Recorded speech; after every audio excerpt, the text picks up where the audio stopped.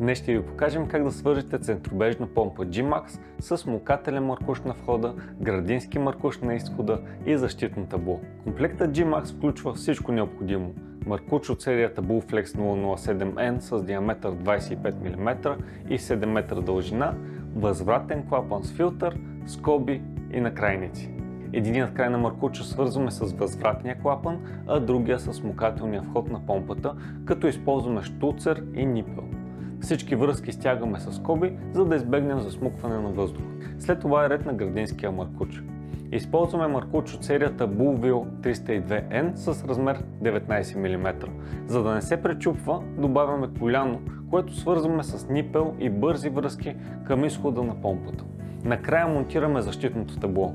То предпазва помпата по два показателя – работа на сухо и блокиране от замърсяване. В случай, че имате въпроси или нужда от съдействие, нашия екип е винаги на разположение да ви помогне.